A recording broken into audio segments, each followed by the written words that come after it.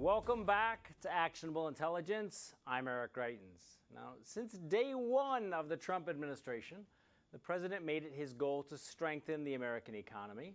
And 4 years later, the results are in, and a lot of them are pretty striking. When you take a look at the manufacturing industry here in America, that's where you start to see the proof. Since December of 2017, the Trump administration has overseen the addition of over 460,000 manufacturing jobs. To put that in context, that's more than 6 times the amount added in Obama's last 2 years in office. Now, that's just one of many facts that are covered in a great new book called 50 Things They Don't Want You to Know About President Trump. And thankfully, today we're joined by the author, Jerome Hudson. Jerome, pleasure to have you on with us. Thank you so much for having me. So, Jerome, 50 Things. Let us know, what was the first chapter that you wrote? Yeah, I talked about how Democrats and the political media were actually fantasizing about the impeachment of Donald Trump. In March of 2016, New York Daily News ran the headline, "Impeach Trump." It was just 6 words in the article. It's not too early to start.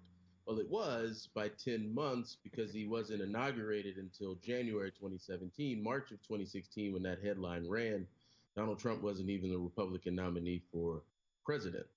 It just allowed me to sort of set the landscape for the type of media that President Trump inherited.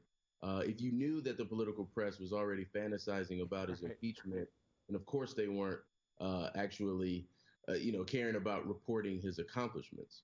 Now, one of the things that you also touch on, Jerome, which I think is really important, is you touch on how blue-collar families benefited under President Trump as compared to the richest 1% in the country. Talk about that just a little bit. Yeah, no, I mean, you're talking about the top 1% of households. Blue collar wages rose 3 times as much under this president. You're talking about the bottom 25% of wage earners. That represents 82% of the population. They saw their wages rise by 4.5% under President Trump between November 18 and November 2019. You'd have to go, Eric, all the way back to July of 2008 to see that type of growth.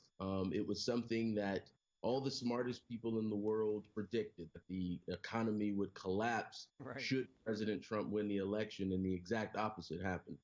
Yeah, and one of the things that I think is powerful about your book, Jerome, is that you also talk about the fact that this is kind of broad-based and diverse prosperity across America. And you've got some powerful statistics about women-owned businesses as well.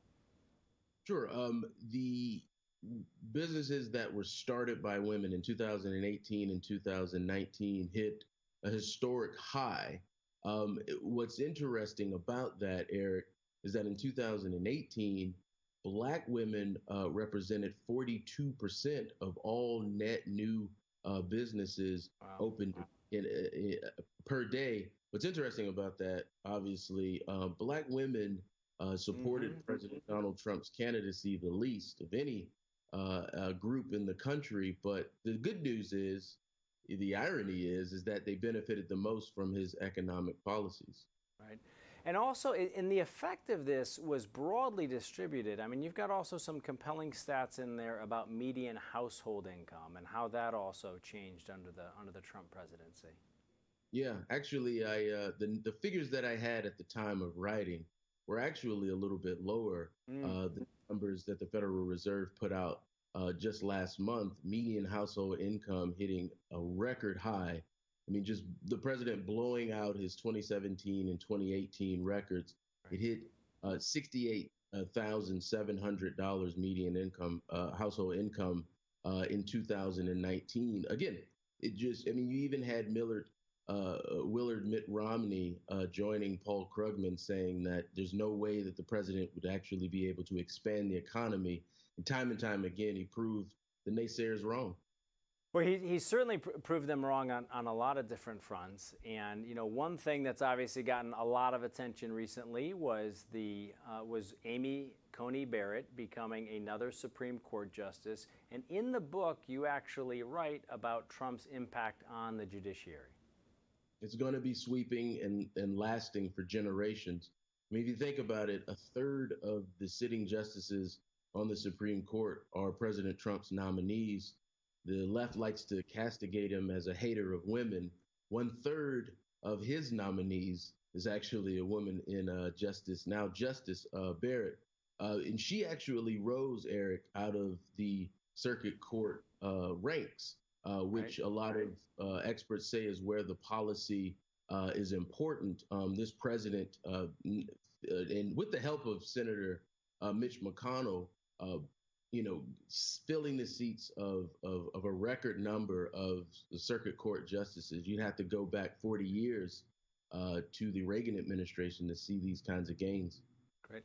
And finally, Jerome, if I could get you to comment briefly, one of the things that Joe Biden said in the last presidential debate was that he wanted to transition away from oil. In fact, under Trump, America became a net exporter of natural gas and crude oil for the first time in more than 50 years. You write about that in the book. Put that in some historical context for us, if you could, briefly.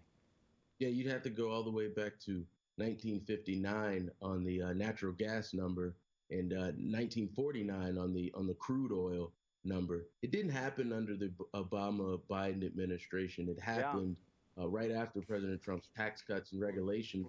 Jerome, I think we're going to have to, we're going to have to cut it there. But folks, it's Jerome Hudson, 50 Things They Don't Want You to Know About President Trump. Make sure to stay right with us. After this, we're going to be here with Pastor Daryl Scott, and then we'll take you to the Trump rally. Stay right with us.